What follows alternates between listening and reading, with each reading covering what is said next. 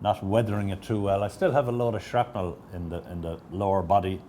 I have my artificial eardrum still, my shrapnel in the eyeballs, various circulatory problems. Last week I was diagnosed diabetes 2.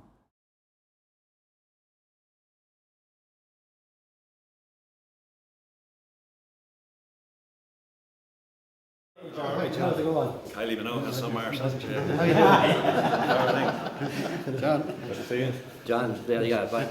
The best of them. The old warriors. Oh, this is it. Situation at the moment, so many years on, I'm 59 years of age now, and I suppose not weathering it too well. I still have a load of shrapnel in the lower body. I have my artificial eardrum still, my shrapnel in the eyeballs, various circulatory problems. Last week I was diagnosed diabetes 2 through lack of exercise, because various can't get up and at it as quickly as I used to. So I have long-lasting bits and pieces, foreign bodies in the body, but every day I get up, I thank God, and at least I'm able to get up and say a prayer for Sam Donegan that there but for the grace of God go I, so every day is a bonus.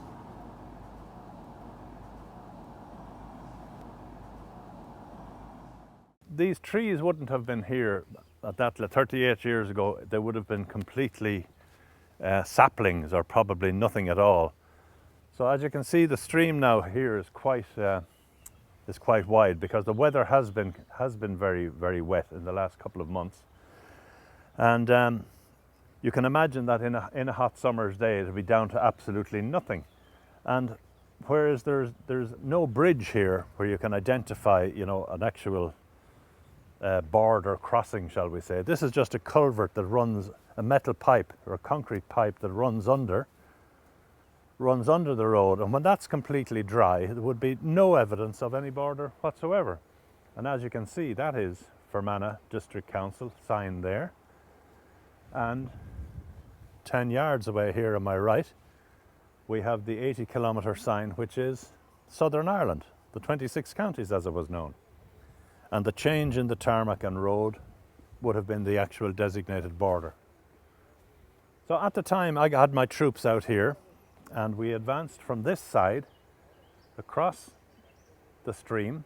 I had deployed men on the high ground left and right for security, and the bomb sign was roughly here in front of us, where we are now, BOMB, as it was on the main road. And about 10 yards up was the actual tea chest with the explosives in it. So that's where we went up to and examined it when I smelt the marzipan gelignite and pointed out the salient features of the bomb, and suggested to Sam that we go back and I would fire some shots at it, because as you can see there were no houses around, perfectly safe area.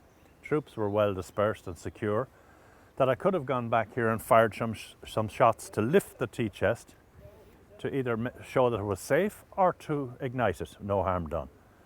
Now this particular section of the road here, this indentation here, that would be the actual location of the bomb itself, and that complete crater from there to here would have been the 8 or 10 feet that were blown out by this actual bomb that was there.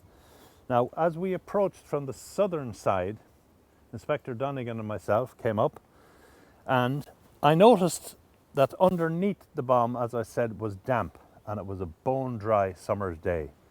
I got the smell of marzipan as we approached it, so there were two good indicators that there was explosives in the actual tea chest.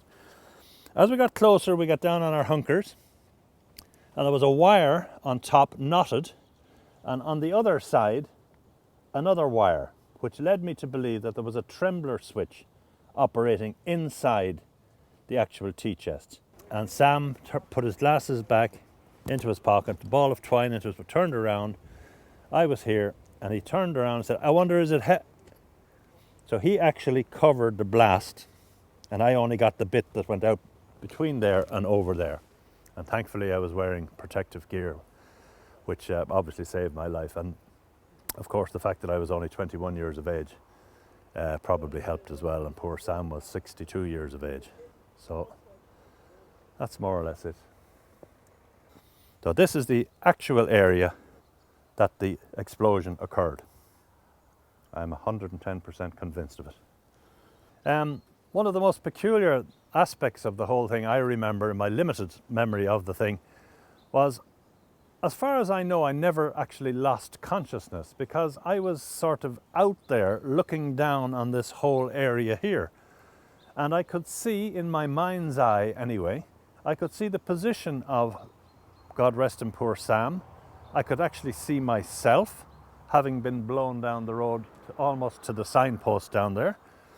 But I could feel absolutely no pain. I also noted the location of all the surrounding troops who were doing the security, and of our vehicles where we had parked up. But as I said, I can feel no pain. Now, I couldn't have seen anything physically because my eyeballs were burnt and my eardrums were blown in and profusely bleeding, I'm told. But I remembered the ambulance coming, I remember all the activity, I remember the troops rendering first aid both to me and to Sam. I remembered the ambulance arriving after some time. I remembered the organisation, the systems that were gone through, the protocols. I remember the priest coming and giving me the last rites, and he was shaking holy water on me, and I grabbed the bottle off him. I was so thirsty because my inner lungs were burnt from the flame and flash of the bomb. And as I say, I was in this white place, peaceful place, looking down on everything, and I thought, this is it, I'm going to meet the boss. But it didn't happen, and slowly but surely I regressed back into the hospital situation and the trauma of all that. That was the only memories that I have, and subsequently checking with other eyewitnesses, I could describe everything that happened and they could verify it. So there had to be some truth in the rumour, if you like, that I was actually up there looking down on all this area and all the trauma that was down here. Thank God the peace process has copper fastened these ideals, and the idea of mutual respect and space between all the various organisations, that they have come together, shook hands, got on with the peace process politically, economically, whatever. There's a little bit of a bite on at the moment. Some people are not towing the line, and that's a pity, but I think that there is enough realism out there for people to have seen the difference. And please God, we can progress further from here.